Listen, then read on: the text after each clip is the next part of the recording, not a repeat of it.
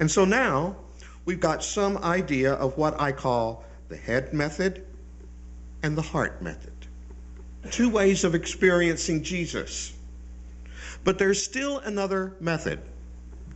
And this one I call the hands method. A method which is alluded to in the dialogue between Jesus and Peter. The dialogue begins with Jesus asking Peter if he, Peter, loves Jesus. And when Peter says that he does, Jesus tells him to feed my lambs. He asks Peter the same question a second time. Peter gives the same answer. And Jesus responds by saying, tend my sheep. When he asks Peter the same question a third time and Peter gives the same answer, Jesus responds with the words, feed my sheep. It's almost as if Jesus was telling Peter that if he was going to be a disciple, if he really and truly loved Jesus, then it would take more than words to prove it.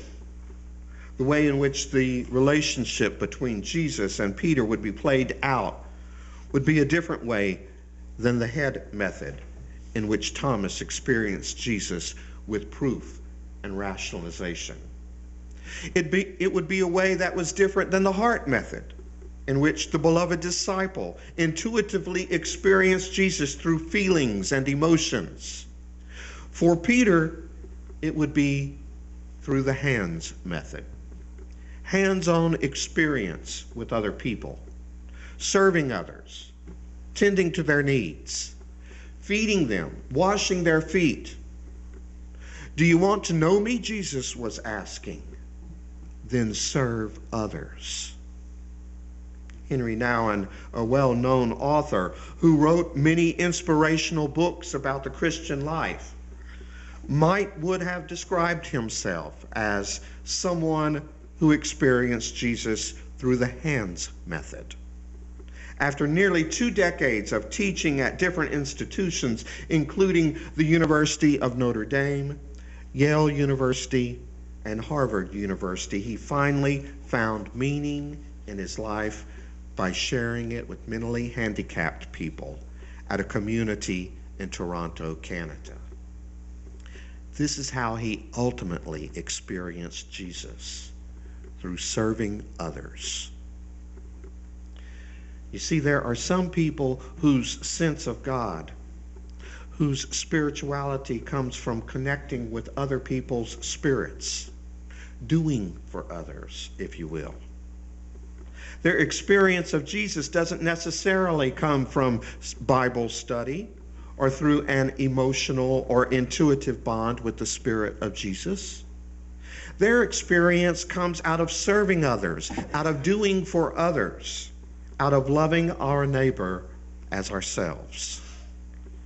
They are the ones who, in the words of Jesus, tend the sheep. And so there you have it. 3 different ways of experiencing Jesus. The head method, the heart method, and the hands method. Knowing and connecting with Jesus through our intellect, through our emotions, and through our actions. Each way a perfectly valid way of experiencing Jesus, but none of them necessarily the right way. One doesn't trump the other, no matter what you may hear. Invariably, you will find disconnect and even tension between people who experience Jesus in different ways. We all like to think that our way is the best way or the right way, which unfortunately means that other ways are less desirable or even wrong. Head people think heart people operate on a warm and fuzzy level. Heart people think head people are cold-hearted. And both of them think hands people just fill their lives with so much activity, they can't possibly be experiencing Jesus. But none of those things are right. Each of us experiences Jesus in the way that is most meaningful for us, in a way that matches our temperaments, And we need to allow others to do the same thing. If we can ever get to that place, the place where we experience Jesus in our own way, and we allow others to experience Jesus in a way that is meaningful for them, then we may begin to know what he meant when Jesus prayed that the world would be one. As you, God, are in me, and I am in you, may they also be in us, so that they may be one as we are one. We become one when we stop focusing on that which separates us, our different ways of experiencing Jesus. We become one when we instead focus on that which we share, the love of God.